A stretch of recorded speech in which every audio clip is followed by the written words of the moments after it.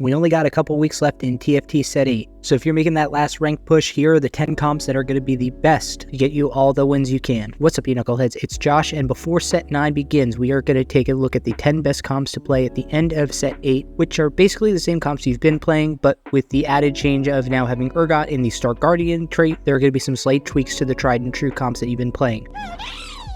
But Urgot actually won't factor into this first comp at all. It is a tried and true Fast 9 comp in Infinite Team Ezreal. No real big changes to report here. Ezreal is still good as ever. This comp also has some good flexibilities. You can put some AP items onto TF or Garen if you liked. Good solid combination of frontline and backline. And it has probably the strongest carry in the game. The only problem is you're going to have to wait a while to get him. So that's a little bit of a risk, but you want to mitigate it by getting a Samira as early as possible, then using her to transfer those items onto Ezreal. The second best comp of the patch, no surprise, it's Oxford Slinger TF. This puppy has been dominant for just about all of Set 8.5, and there's really nothing major to change. Urgot is in there, but you just kind of splash him in there at 9, but he's not a necessity to this comp. You can just add him in if you hit 9. After that, we got Laser Corpse Warwick, another comp I've been playing all patch, and I think it's actually a little bit stronger in this patch because of the comps that it can ramp off of. I'll talk about that a little more later, but as you can see, a lot of flexibility. You can go off a Yasuo or an Ash reroll into Laserwick, and you can even splash in Urgot at 9. Again, if you manage to hit him, he's not necessary, but he's a good add-on.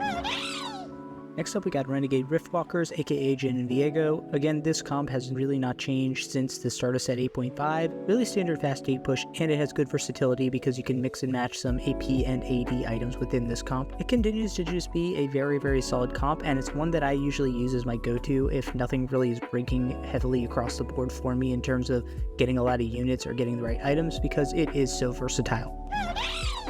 At number 4 and making its way back into the S tier, we have Super Lulu. Really no changes to this comp from the previous iterations that you've been running all set, but it's a really good sign for the health of the game that we do have a hyper roll comp that is in the S tier and has been for just about the entire set. So yeah, continue to hold on to those supers and those mascots that you get early, because they could end up being a win con, especially if you get one of those reroll augments early.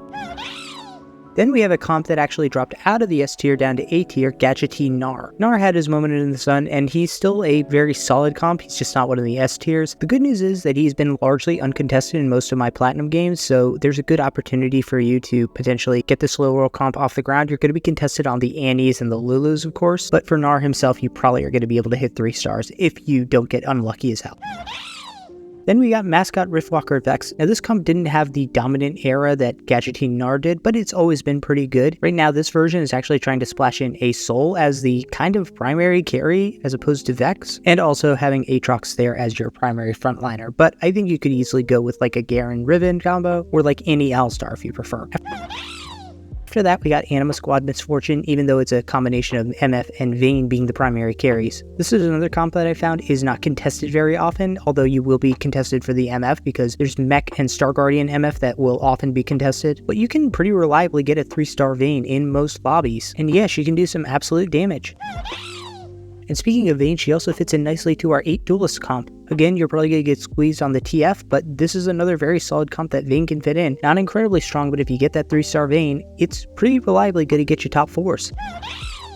And rounding out our top 10 comps to end Set 8.5, we have Reroll Ash. Now, I mentioned earlier when I was talking about Laser Corp Warwick that one of the reasons I've liked it a lot more is because of the scaling. Well, this is that scaling. You can easily go into a Hyper Roll Ash comp to start off with, and then if you just don't hit your Ashes, just transition into Laser Corp Warwick. Ash is a very strong carry in her own right, and those items can easily be transitioned over to Warwick, but if you don't want to transition to Warwick, you can also put a Samira out there to pair with her for sure shot.